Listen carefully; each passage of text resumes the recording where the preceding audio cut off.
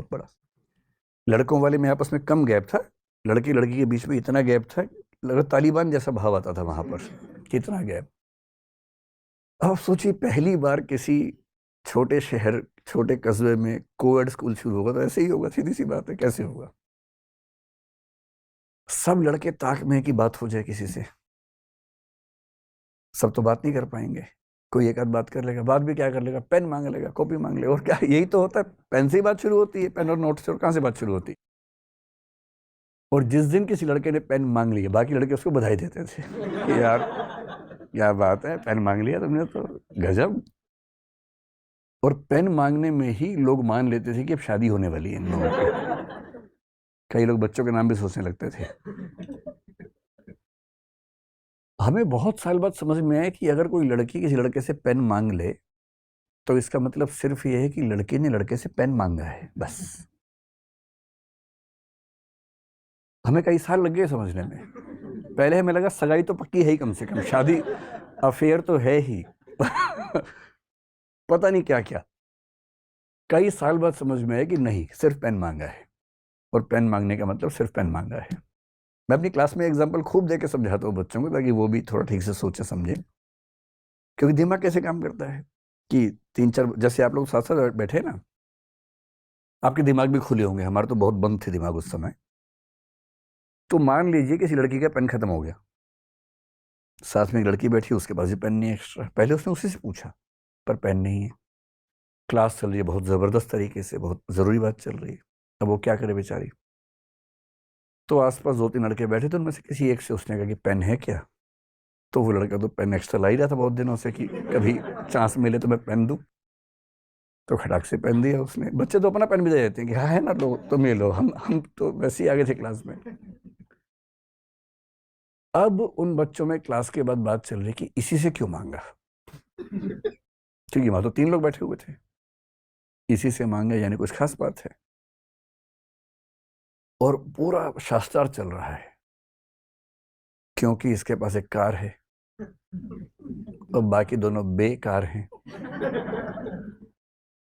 फिर और चल रहा है, नहीं ये दिखने में अच्छा लगता है, नहीं ये, नहीं वो, नहीं वो। फिर अंत में किसी ने उससे पूछ लिया, इन लड़कों में से एक की बहन क्लासमेट थी, उस बहन को बीच में लाया गया कि तुम पूछ के बताओ क्या बात है। उसने पूछा कि तुमने यार पेन इसी से क्यों मांगा, तीन लोग बैठे थे। वो पता क्या बोलती है, किससे? कौन था?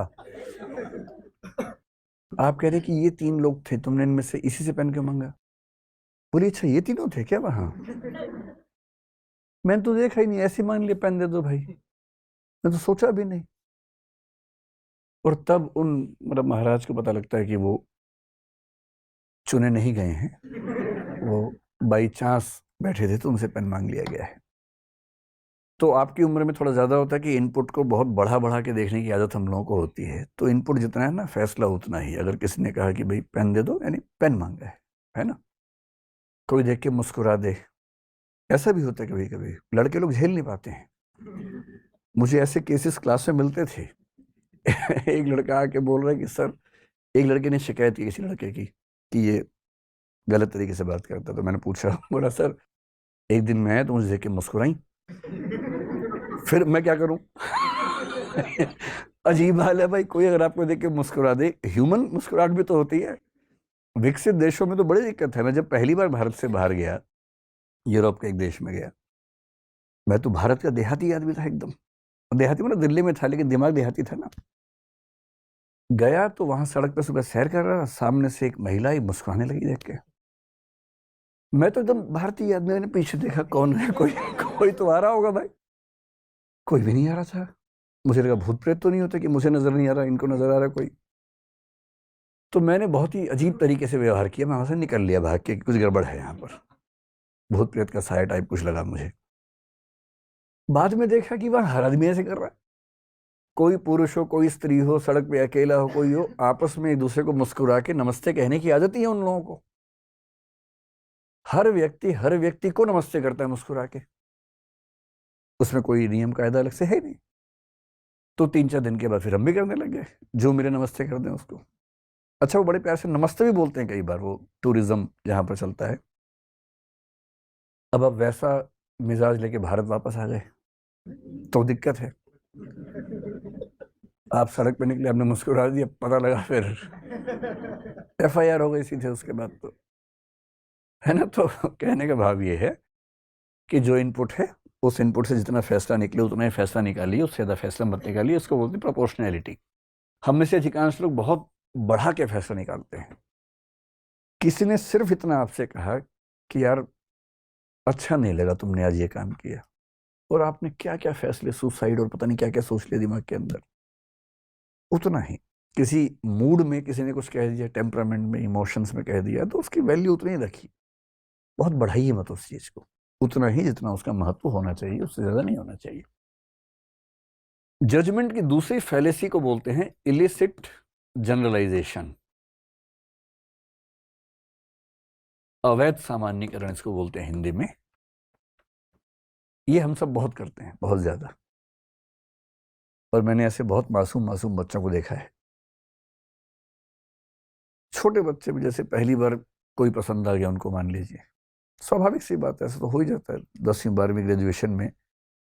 किसी को देखकर अच्छा लगना है तो बहुत स्वाभाविक है। अगर बिल्कुल नहीं ऐसा हो रहा है तो चिंता की बात है, और हो रहा तो नॉर्मल बात है। और उसी मासूमियत में जाके उसने कह दिया कि आप मुझे बड़े अच्छे लगते हैं। और दूसरे व्यक्ति को ना मना करने की तमीज नहीं थी। भाई मना करने की भी एक तमीज होती है ना। आपको ठीक है उस रिलेशनशिप में नहीं जाना तो कायदे से मना कर दीजिए। पर उसने कहा कि बेहतर होता कि बुराई ना देख लिया होता मुझे कहने से पहले। इस बच्ची का दिल टूट गया, या बच्चे का दिल टूट गया, खतरनाक टूटा है।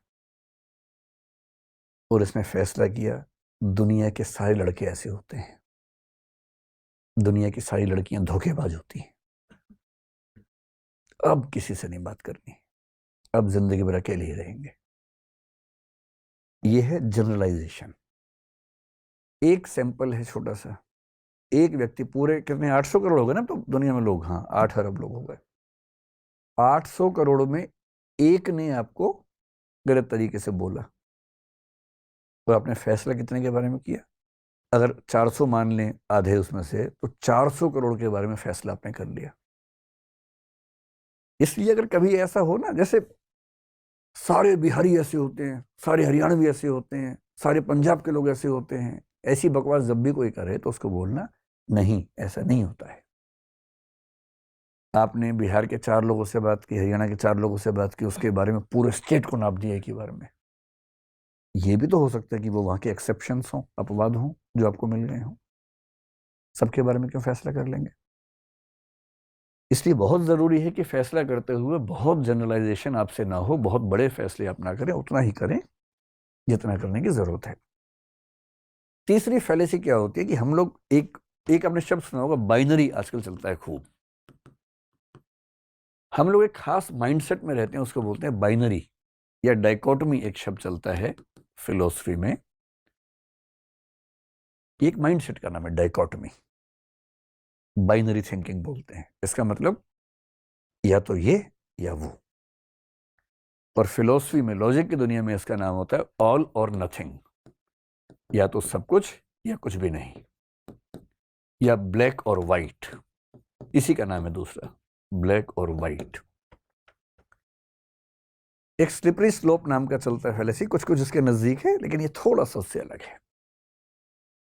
इसका मतलब क्या है कि हम चीजों का फैसला करते हुए या तो इस तरफ खड़े होंगे या इस तरफ खड़े होंगे, और हम ये सोचने को तैयार ही नहीं है कि इन दोनों से अलावा तीसरा या चौथा या पांचवा रास्ता भी हो सकता है।